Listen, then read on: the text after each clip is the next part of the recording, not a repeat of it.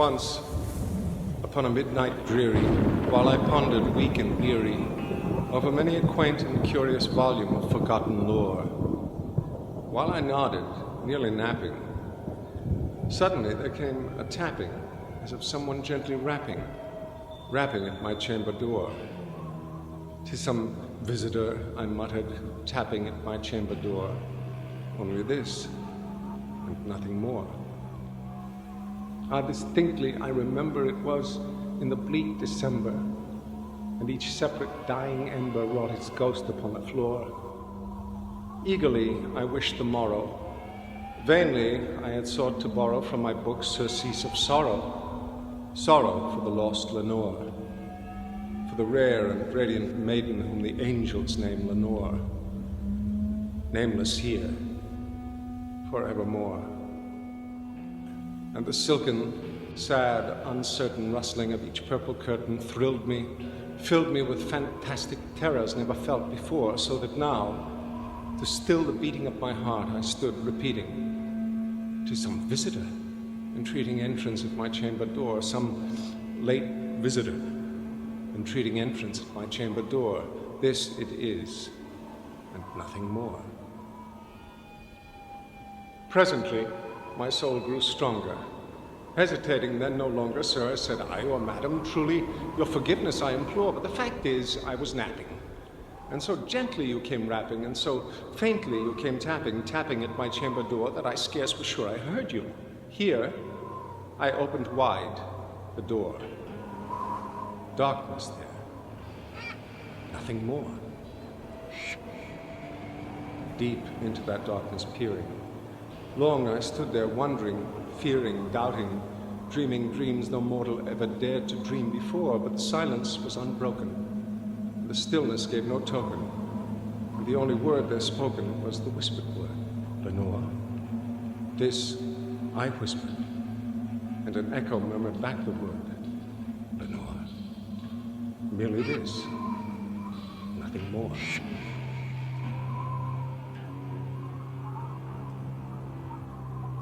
Back into the chamber turning, all my soul within me burning, soon again I heard a tapping, somewhat louder than before. "Surely," said I, "surely that is something at my window lattice.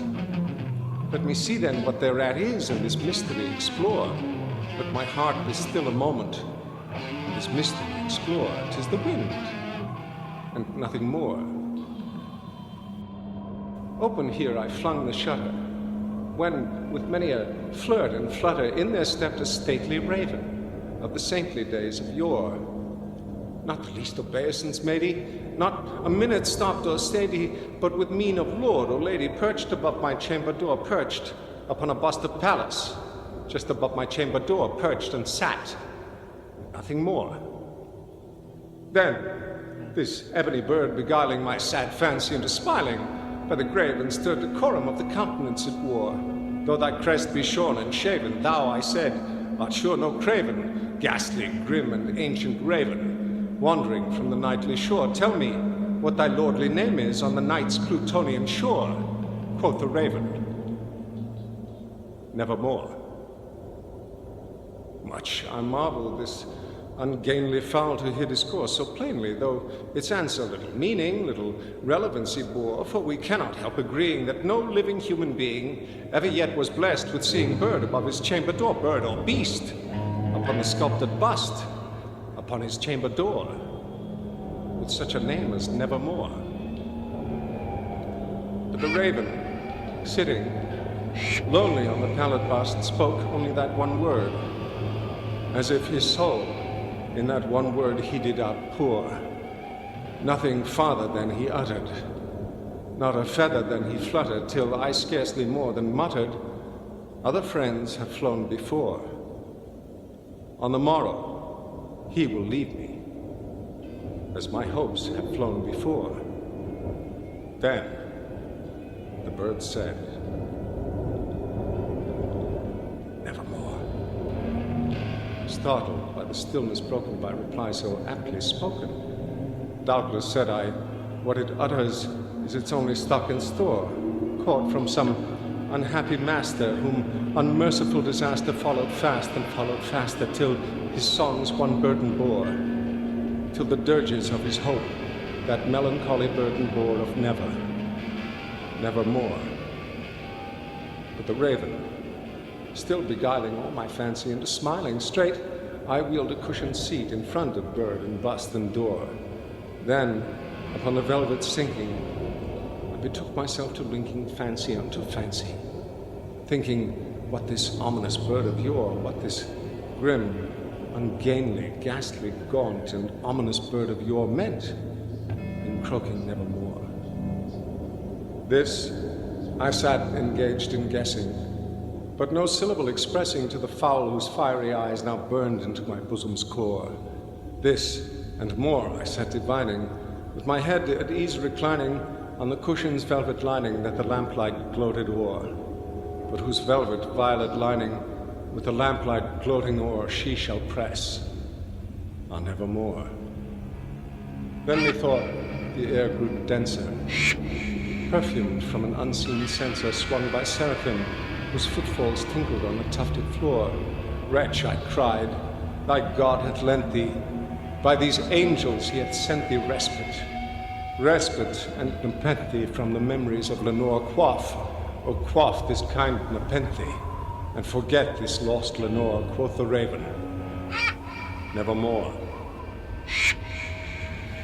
Prophet, said I, thing of evil, prophet, still a bird or devil, whether tempter sent or whether tempest tossed thee here ashore, desolate, yet all undaunted, on this desert land enchanted, on this home by horror haunted. Tell me, truly I implore, is there balm in Gilead? Tell me, I implore, quoth the raven, nevermore.